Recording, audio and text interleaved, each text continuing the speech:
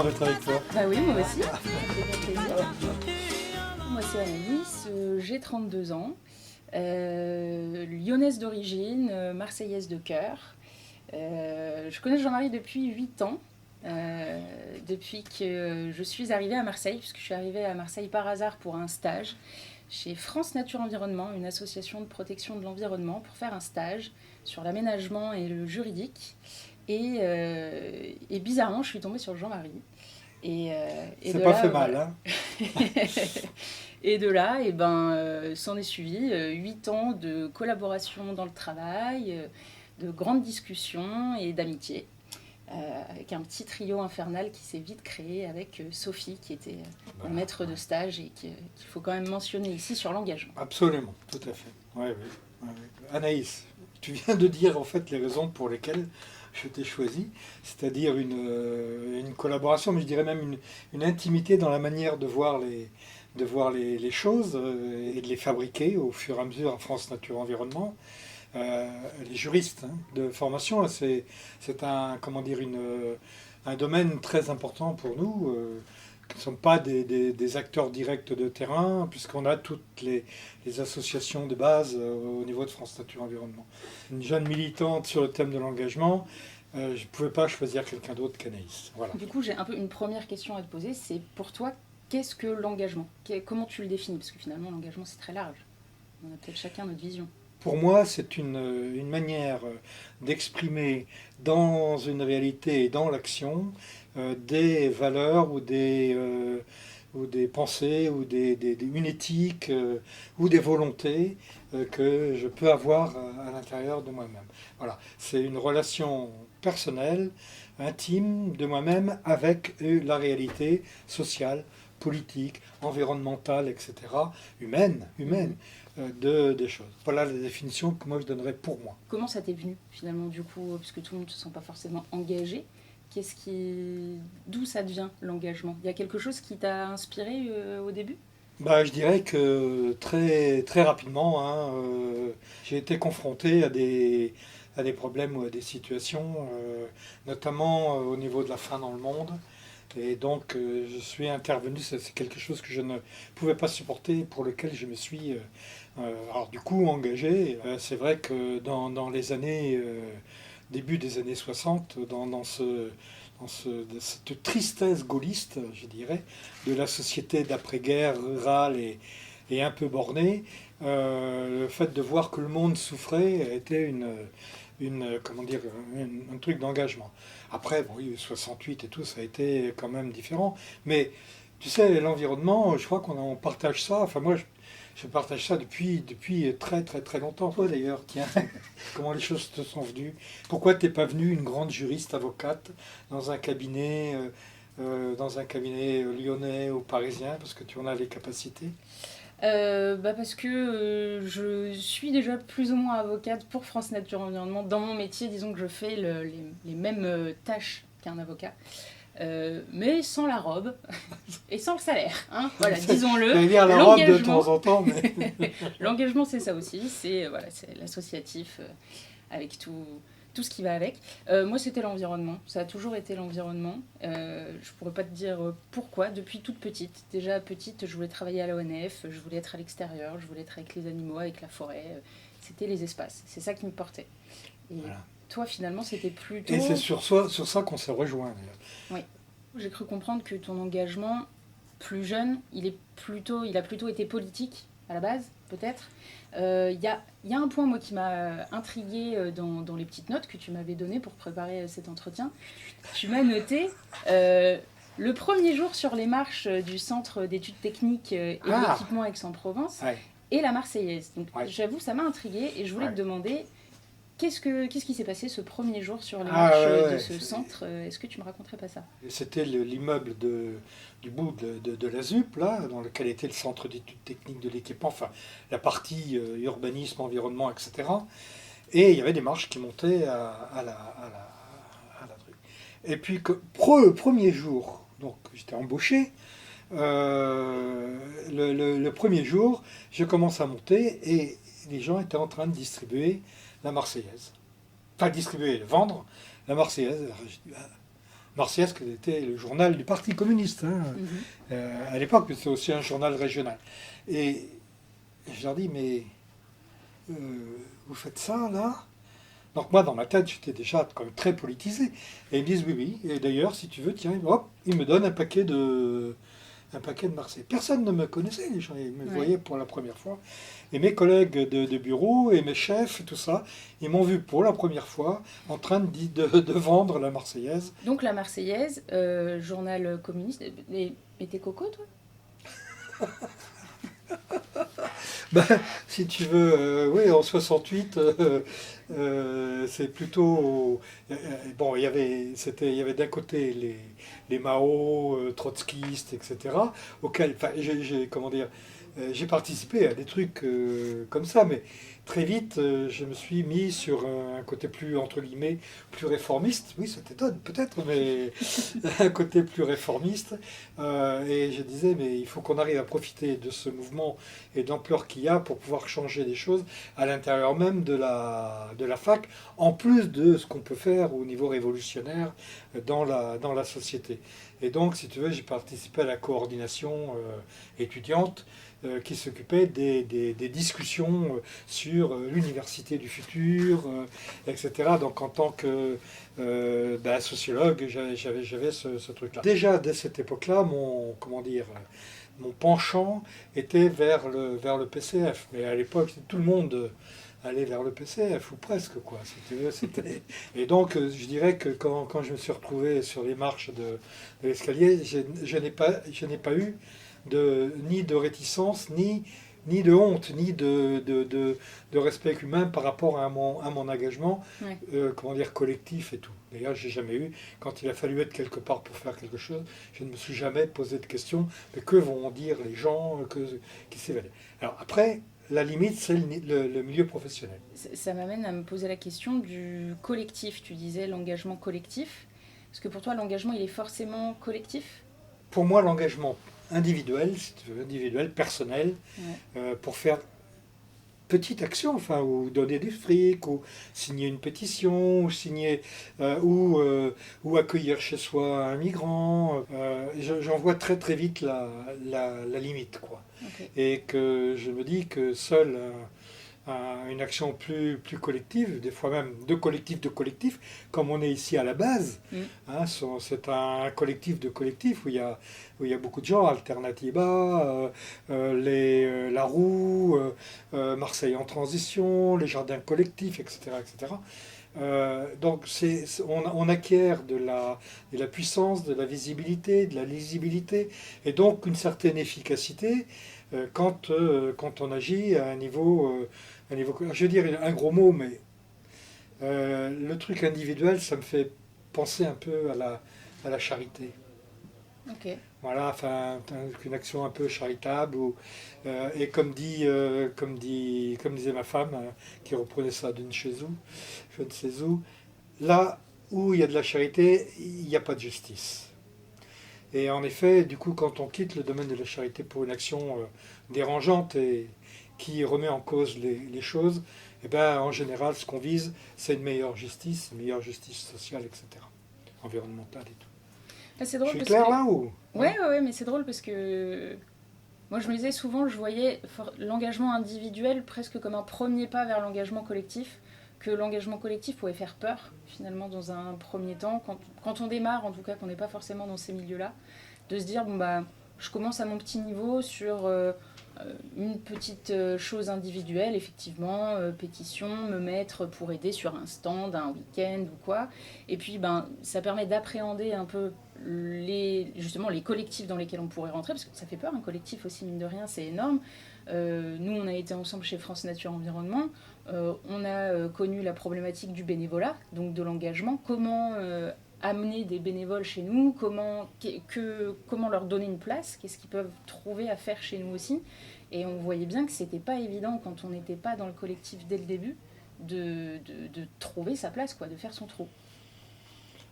C'est une vraie question, et je dirais encore plus maintenant qu'avant. Ouais. Parce qu'avant, il y avait des des organes, des organismes qui structuraient la société et l'action des gens, beaucoup plus que ce qu'il y a maintenant, où on a quand même un éparpillement des choses. Aujourd'hui, on voit qu'on est dans l'ère de l'hyper-individualisme, tout ça. Est-ce que toi, de toute ton expérience, tu vois cette évolution et tu as l'impression que le collectif aujourd'hui, il n'a pas le même sens que le collectif il y a des dizaines d'années? Je pense que ça n'a pas exactement le même sens. Maintenant, je pense que les choses, elles sont aussi en... Les objets se sont déplacés de la sphère du politique vers la sphère de l'engagement thématique sur la paix, sur les droits, sur le climat, sur tout ça. Donc avant, c'était le politique unifié un petit peu tout ça. Politique, le syndical, enfin les grandes formations collectives, si tu veux. Donc aujourd'hui, ce qu'on voit, c'est comme ici, quoi. On voit que les collectifs se recréent à la base. Les choses sont dans une dynamique qui est différente d'une dynamique qui est descendante. Et je trouve, moi, personnellement, que c'est extrêmement, comment dire, attrayant et ça donne plus envie. Voilà, ça peut être le bon moyen. C'est plus long. Oui. Ouais. C'est beaucoup plus long. Okay. Mais je change complètement de sujet, mais je me suis demandé aussi, on le voit, tu es impliqué, tu es engagé dans ta vie professionnelle, dans la politique, dans l'art, dans la culture, dans l'environnement. Ça fait beaucoup d'engagement. Et vis-à-vis de ta vie privée, comment ça s'est passé? Est-ce que ton engagement a parfois impacté ta vie privée?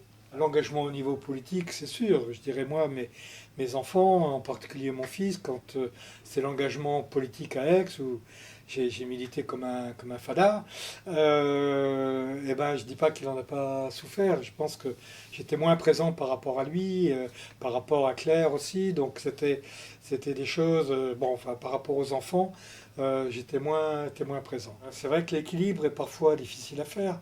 Pour beaucoup de gens, ah ben je peux pas, parce que j'ai pas le temps, parce que mon boulot, parce que ceci, parce que cela, ou j'ai autre chose à faire. C'est normal, c'est humain, c'est la vie. Après, ben, y a des gens qui trouvent leur adrénaline aussi. Hein. Moi je suis pas dupe sur, comment dire, on s'engage aussi parce que ça rapporte, enfin faut pas être idiot. Y a un retour, forcément, un retour humain, un retour intellectuel, etc. On s'enrichit. Après, il y a en effet la famille. Ah, alors, la famille, on ne choisit pas sa famille. Effectivement. Claire, il y a eu, par rapport à ma fratrie, beaucoup d'incompréhension, ou de distance, ou de séparation, mais en même temps, tout le monde reconnaissait, entre guillemets, ma sincérité dans les idées que je développais. Et mes enfants aussi sont de gauche de cœur, mais pas forcément de gauche d'activité et d'engagement. Après, chacun fait ce qu'il peut, ce qu'il veut. On a pu discuter parfois un peu vivement sans grand effet, sans grand malheur derrière, au contraire. Enfin, on s'aime parce que on a des tas de choses en commun par ailleurs, etc. Mais on n'est pas obligé de tout partager avec les enfants qui sont proches. Les amis, c'est pas pareil. D'abord, je pense qu'on choisit aussi ses partenaires, on va dire, ou ses amis, en fonction de ce que l'on est et de la manière dont ça peut matcher. Moi, j'ai pas d'envie très particulière d'aller me friter avec des gens qui me sont proches, d'aller me friter tous les jours sur des questions politiques. Donc ça, oui. Est-ce que, du coup, si on fait un petit bilan, tu as une fierté en particulier ou un succès en particulier qui te revient en tête dans ton engagement, quelle que soit la forme de l'engagement d'ailleurs? Sur un plan d'engagement plus politique, on va dire, alors plus politique et aussi urbain, environnemental, tout ça c'est aussi un peu lié. C'est des actions qu'on a menées par exemple à Aix-en-Provence ou de manière sauvage. Avec un copain photographe, on a été photographier les ruines, enfin ce qui allait devenir des ruines de l'usine aux allumettes, Donc ça, je te parle ça, c'était dans la fin des années 70. Hein. Et pareil par rapport à l'urbanisme, si tu veux, en disant il faut avoir donner une qualité de vie urbaine, etc. Aix c'est une ville riche, donc des choses se sont faites. Bon, alors ça n'a pas réussi tout de suite. Mais, on va dire 15 ans après, l'usine aux allumettes est devenue la Méjane, est devenue un centre culturel extrêmement important. Oui, ma petite graine de colibri que je semais à ce moment-là, je ne sais pas comment elle a fait pour pousser, mais ça a poussé. Ça a donné quand même des résultats. Même qu'une certaine qualité de la vie urbaine sur Aix, notamment par rapport au centre-ville, etc., ça a donné. Il y a toujours aussi le pendant de la réussite et de l'échec. L'échec sur Aix, c'était quand même le fait que ça reste quand même une ville assez de ségrégation, et notamment dans des cités populaires qui sont quand même un peu encore délaissées, bien que beaucoup sont quand même intégrés dans un tissu urbain. La ZAC ou la ZUP, ça ne ressemble pas à Montfermeil ou à Clichy ou à... Il y a quand même une certaine qualité de vie, même si les gens ils continuent à être pauvres parce que la société le veut comme ça. Hein. Voilà. Donc, moi je dirais, jamais désespérer par rapport à ce qu'on fait.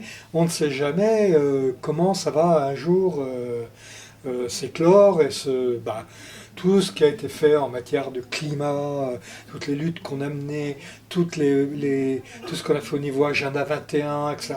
Tout ça, ça permet de faire des choses. Si on doit faire un peu une rétrospective, entre guillemets, puisqu'on est dans des mémoires, finalement, sur tout ce temps-là, comment tu la vois, l'évolution de l'engagement pour toi et dans la société? Qu'est-ce qui a changé dans l'engagement?